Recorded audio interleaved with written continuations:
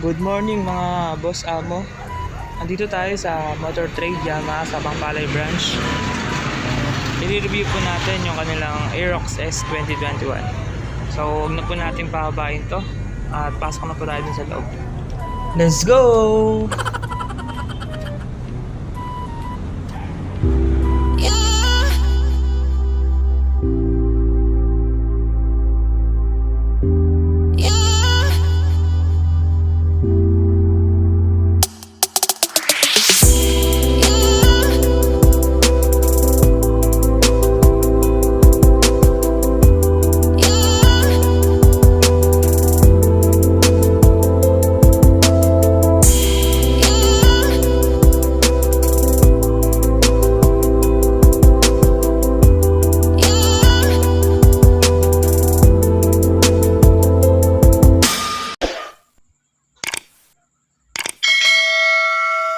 Hello mga boss amo. Ito na po yung Aerox S.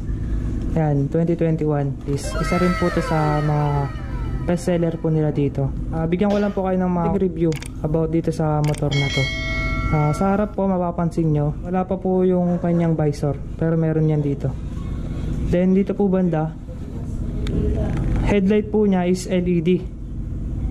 Tapos yung kanyang mga signal light nasa ilalim po.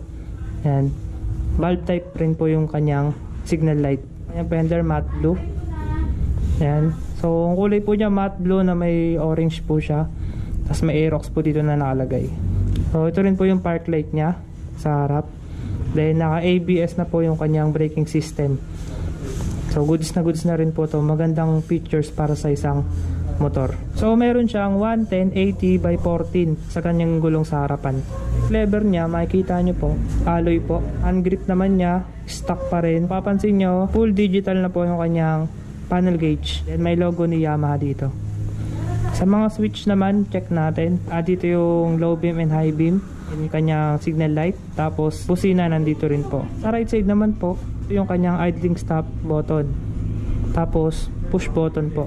Pa rin po itong kickstarter. Ayan, so push start lang po ito. Ito na yung mga uso ngayon na nilalabas ni Yamaha. Ayan, makikita nyo naman po sa side nya, meron po ditong matte orange. Tapos matte blue yung nakasulat na stop and start system. Sa of course BBA na rin po. Tapos ito po is matte blue rin. Ayan. Sa upuan naman po nya, ayan, malawak po yung upuan.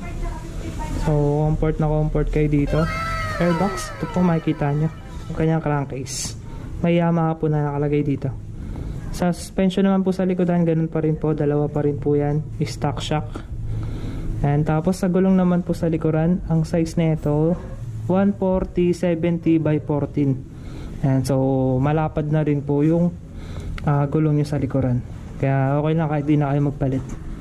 Ang brand naman na ito IRC pa rin po, yung mga stock na gulong ni Yamaha. So, sa likod naman mapapansin natin meron ditong logo ni Yamaha dito.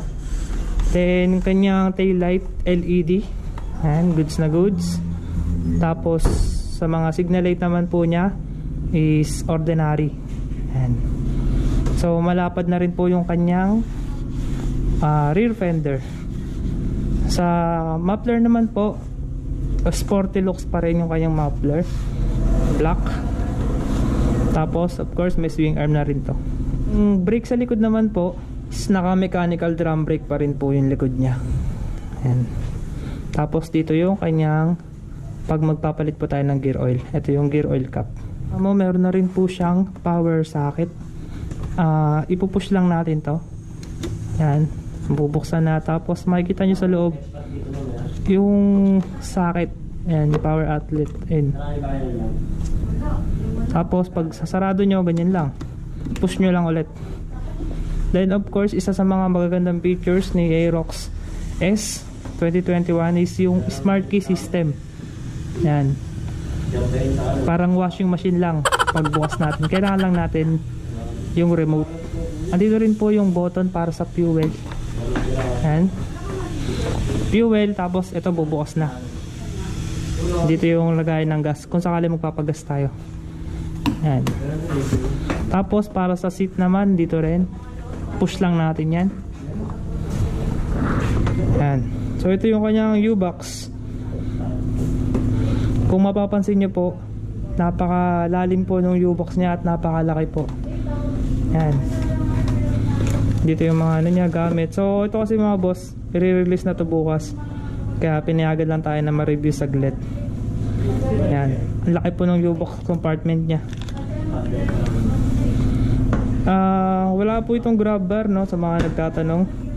Pero meron naman siyang hawakan dito. May hawakan pa rin yung angkas nyo.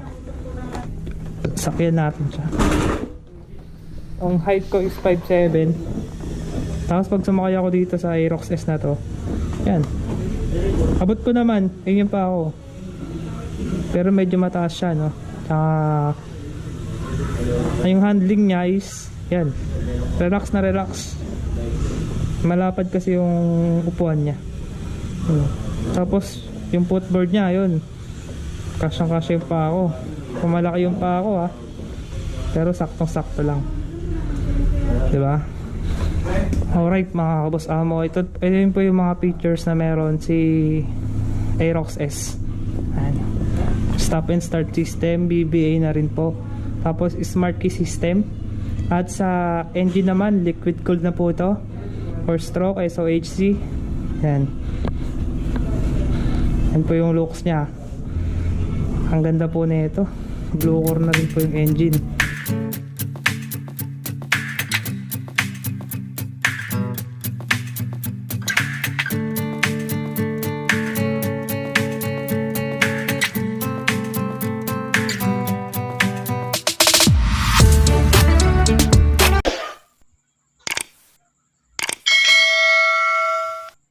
Kaya solid na solid po. So para po sa price, ito po yung price niya. Ito yung price na Aerox S na to. Pag cash, 121,400.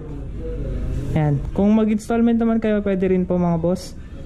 Mag-down lang po kayo ng 15,000.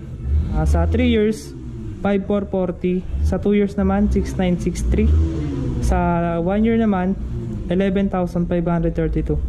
Tapos lahat yun may rebate 200. Ayan. So ayun mga boss, nandito to sa Motor Trade Yamaha sa Pampalay, pero marirelease na po ito. Kung sakaling gusto nyo po ito, meron naman po dito mag-a-assist si Sir Kenneth. Sir Kenneth tsaka yung mga empleyado po dito. Pwede po kayo sa kanila mag-inquire. Ilalagay ko po yung kanilang mga contact sa description box ng ating video. I-check nyo lang po yun kung may mga katanungan po kayo. Ayan, papaalam na po tayo. Ma'am, salamat po. Shoutout po kay Ma'am Angel. Ikaw ma'am, baka may shoutout ka ma'am. Wala na. Shoutout sa lahat ng motor trade dyan. Bye.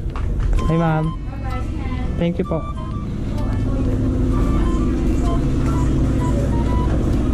Ma'am, salamat po. Sir, thank you sir. Okay. Shoutout kay Sir Kenneth. Sir, wala na sa akin pa. Sir, ano name sir? Justin. Shoutout po kay Sir Justin. Baka po may shoutout kay sir. Wala na. Thank you sir. Sige sir.